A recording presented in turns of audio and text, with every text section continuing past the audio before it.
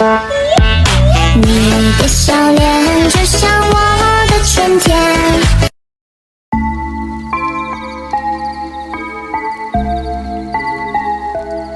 Di sebuah ruangan, diperlihatkan ada seorang dokter yang sedang berusaha berbicara dengan seorang pasien, yang diantarkan perawat ke ruangan itu. Pasien itu adalah seorang gadis muda yang selalu duduk dengan rambut yang menutupi wajahnya.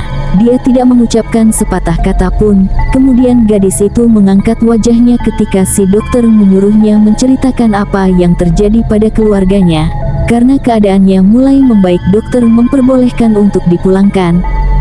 Lalu diperlihatkan ketika sebuah mobil sedang dalam perjalanan ke sebuah rumah di pedesaan. Mobil itu membawa seorang pria berusia setengah baya dan dua orang gadis muda. Mereka kembali ke rumah. Nama kedua gadis ini adalah Suyeon dan Sumi. Rumah mereka ternyata berada di tepi danau yang memiliki dermaga. Mereka duduk di sana dan menikmati keindahan alam di tempat itu, hingga ayahnya memanggil Sumi untuk pulang.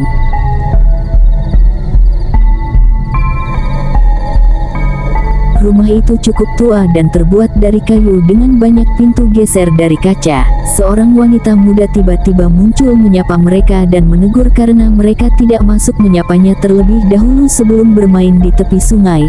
Perempuan itu adalah ibu tiri mereka. Suyeon dan Sumi tampaknya tidak terlalu menyukai perempuan itu dan meninggalkannya. Sumi langsung menuju ke kamar mereka di lantai 2. Hal pertama yang dilakukan Sumi di kamarnya adalah memperbaiki waktu jam dindingnya, lalu membongkar tasnya dan mengeluarkan buku-buku miliknya. Ketika dia membuka lemari pakaian yang ada di kamar itu, di dalamnya berisi pakaian dengan warna dan motif yang sama persis, seakan-akan dia tidak diizinkan memakai model warna ataupun motif yang berbeda. Dia pun sangat terkejut.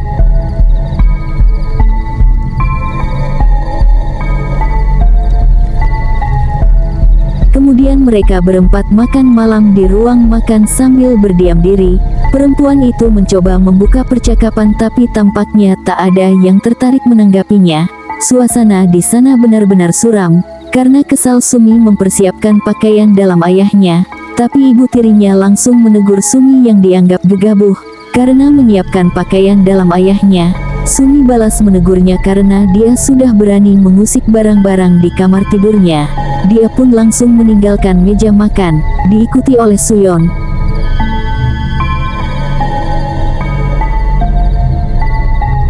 Sumi meminta agar adiknya memberitahunya kalau perempuan itu masih mengganggunya. Jangan hanya diam saja. Bahkan si ayah pun tidak tidur sekamar dengan istri mudanya malam itu. Dia memilih tidur di kursi. Malam itu Suyeon bermimpi ada yang membuka pintu kamar tidurnya. Begitu dia melihat ternyata ada jari yang membuka pintu. Dia membalikkan tubuh dan menutupi wajahnya dengan selimut. Lalu selimutnya bergerak sendiri seperti ditarik ke bawah. Ketika dia membuka mata ternyata semua itu hanyalah mimpi dan pintu kamarnya masih tertutup rapat. Karena ketakutan dia berlari ke kamar kakaknya. Sumi bertanya ada apa. Katanya dia mendengar suara-suara dan ada seseorang yang masuk ke kamarnya. Sumi memutuskan untuk turun ke lantai dasar untuk memastikannya. Di ruang bawah, televisi menyala dengan layar statis. Tidak ada yang menontonnya. Dia melihat ayahnya tidur di kursi tamu dan memperbaiki selimutnya. Tiba-tiba ibu tirinya muncul dan memarahinya karena membangunkan ayahnya. Sumi tidak melawan setiap perkataannya dan mengatakan kalau ia hanya turun untuk mengambil air minum. Di dalam kulkas dia menemukan bungkusan yang berlumuran darah. Dia menjerit ketakutan saat membuka, isinya adalah burung peliharaan mereka yang sudah mati. Ibu tirinya hanya duduk di depan televisi dengan layar statis itu. Dia tidak peduli dengan teriakan Sumi. Saat itulah Sumi dan Suyeon menyadari kalau ada yang aneh dengan ibu tiri mereka, dan juga rumah itu. Mereka pun akhirnya tidur bersama.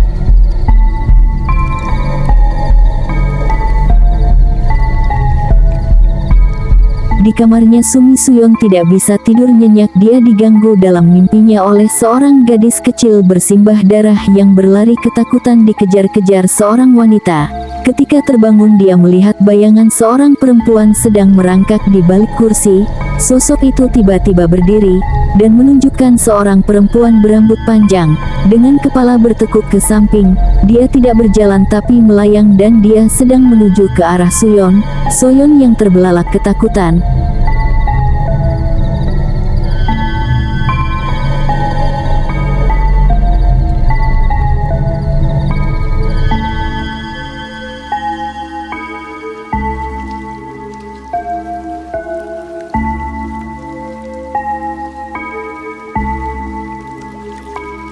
lalu sosok itu menghilang begitu saja. Ketika Sumi terbangun, dia melihat pakaian Suyon berdarah dan mengira adiknya itu sedang menstruasi.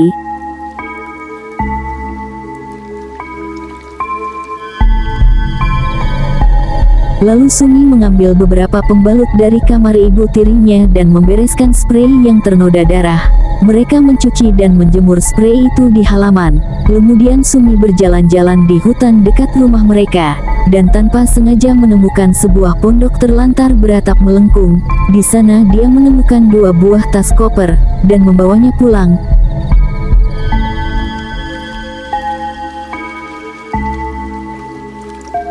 Di dalam tas itu dia menemukan berbagai perlengkapan wanita yang ternyata milik mendiang ibunya yang sudah meninggal.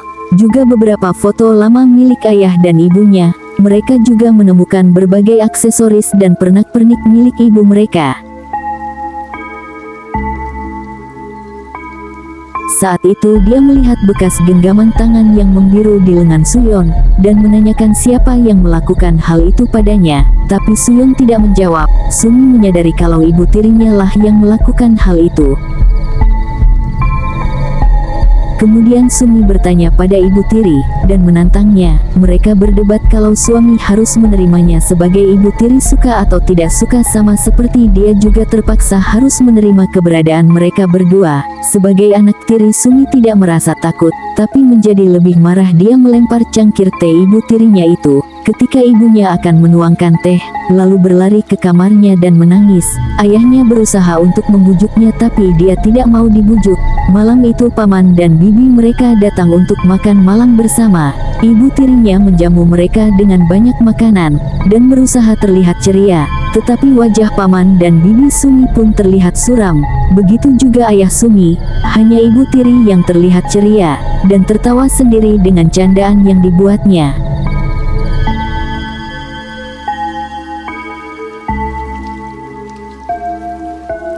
Sementara yang lain terdiam dan tidak menanggapi.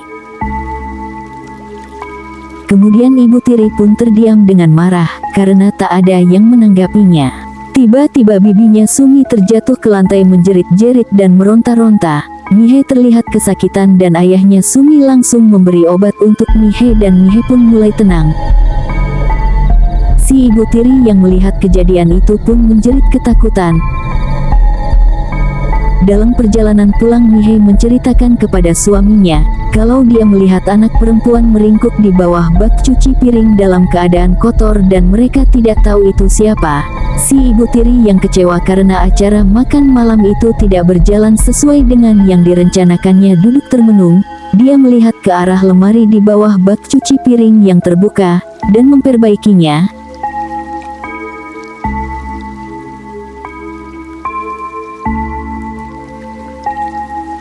Secara tidak sengaja dia mengintip ke bawah bak cuci piring, lalu tiba-tiba dia mendengar suara gesekan dari arah meja makan. Ketika dilihatnya, tidak ada satupun orang di sana, tapi dia melihat sebuah jepit rambut tergeletak di lantai. Tadinya jepit rambut itu tidak ada di sana. Dia pun memungutnya. Tiba-tiba ada tangan yang terjulur dari bawah bak cuci piring dan menarik tangannya. Dia pun menjerit ketakutan, lalu melihat sosok yang berpakaian hijau berdiri di hadapannya. Lalu suaminya datang dan memberikannya obat dan mengatakan kalau dia hanya berhalusinasi. Tapi si ibu tiri mengatakan kalau ada banyak keanehan yang terjadi di rumah itu sejak Sumi dan Suyon datang. Akhirnya suaminya berkata dia akan berkeliling untuk melihat sekitar rumah. Di teras depan dia melihat sangkar burung kenari kesayangan istri mudanya tergeletak di lantai. Burung kenari itu sudah mati bersimbah darah. Suaminya lalu membawa sangkar itu untuk menyingkirkannya. Dia tidak melihat kalau Suyon mengintip di antara semak-semak. Ibu tiri yang marah ternyata dikunci oleh suaminya di kamar. Tetapi dia berhasil keluar dan masuk ke kamar Suyon untuk memarahinya.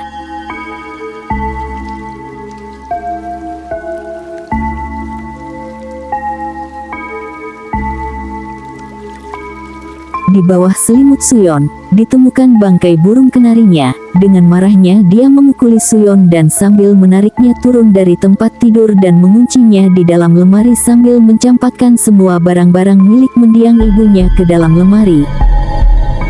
Suyon yang ketakutan menjerit-jerit sambil menggedor-gedor lemari itu. Ibu tirinya tidak peduli, dia menyuruh Suyon untuk meminta maaf terlebih dahulu. Baru akan diizinkan keluar dari lemari. Tapi Suyon tetap dikurung di dalam lemari. Tampak ada yang tahu. Saat itu Sumi merasakan ada hal yang aneh dan berlari masuk kamar adiknya. Dia melihat kamar Suyon berantakan dan adiknya tidak ada di sana. Kemudian dibukanya pintu lemari dan melihat Suyon yang ketakutan di dalamnya.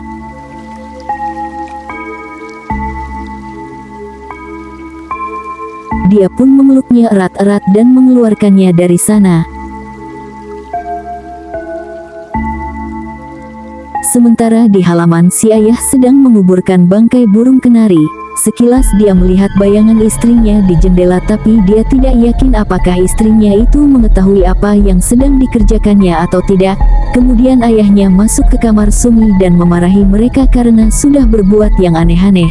Tapi Sumi balik memarahi ayahnya yang dianggap tidak peduli kalau ibu tiri mereka sudah menyakiti Suyon terus-menerus. Ayahnya lalu memarahi Sumi karena menyebut-nyebut Suyon karena Suyon sudah meninggal. Saat itulah Sumi baru mengetahui kalau adiknya yang selama ini bersamanya sudah meninggal. Ayahnya mencoba untuk menyadarkan putrinya. Sumi terbengong sambil melihat ke arah Soyon yang juga kebingungan sambil menjerit ketakutan. Malam itu ayahnya menelpon psikiater Sumi dan mengatakan kalau kondisi psikis anaknya itu semakin parah. Ternyata Sumi sedang dalam perawatan dokter jiwa. Tiba-tiba Sumi terbangun dari mimpi dan mendapati kalau dirinya sendirian di rumah tua itu, dan pintu dalam keadaan terpaku dari dalam. Dia mendengar suara Suyon memanggil namanya. Dia pun berlari mencari adiknya itu. Sumi menemukan jejak berdarah di dalam rumah. Seakan ada sesuatu yang berdarah telah diseret sepanjang koridor, dan itu meninggalkan bekas. Dia menemukan bungkusan besar di tempat jejak darah itu berakhir. Sambil ketakutan dia menyentuh bungkusan besar dari kain itu.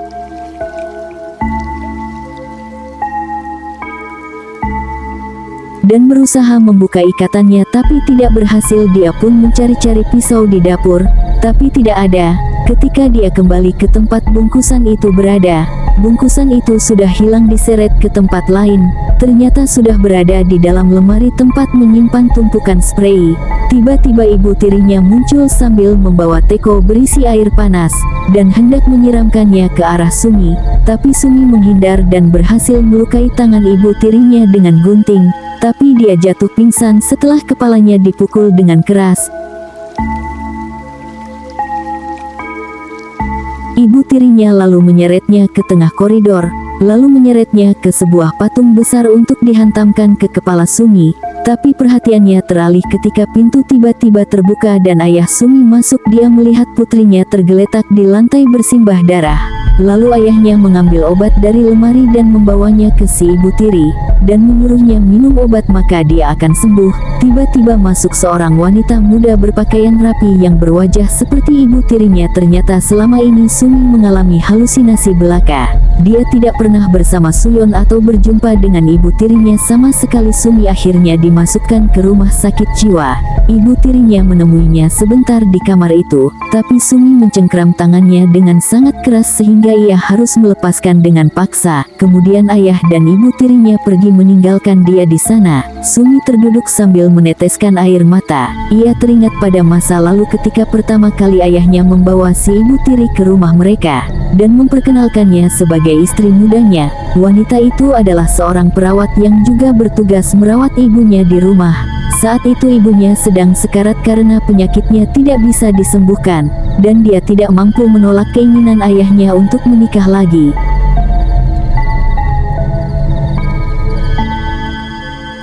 Ibunya akhirnya bunuh diri, dengan menggantung diri di dalam lemari pakaian di kamar Suyon.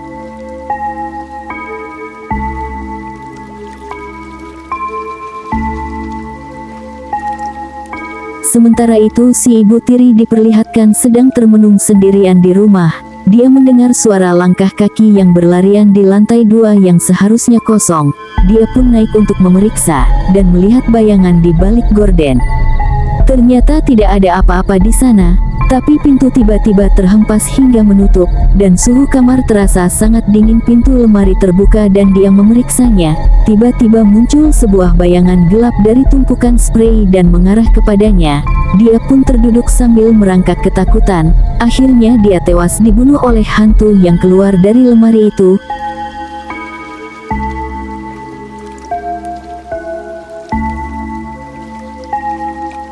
Kemudian kilas balik diperlihatkan ketika Suyon menemukan mayat ibunya yang tewas dengan menggantung diri di dalam lemari pakaian. Suyon yang ketakutan menarik-narik mayat ibunya dari dalam lemari, tetapi lemari tua yang berat itu terjatuh dan menimpanya. Dia tidak bisa melepaskan diri, lalu ibu tirinya naik untuk melihat apa yang terjadi.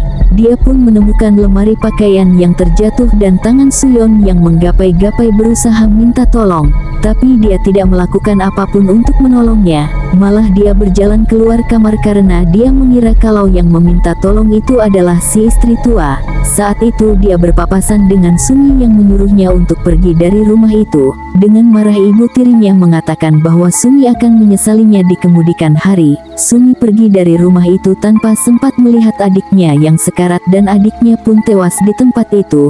Kemudian Sumi pun baru kembali lagi ke rumah itu setelah ayahnya mengeluarkannya dari rumah sakit jiwa, tapi tidak lama Sumi pun harus kembali lagi ke sana, dan film pun selesai.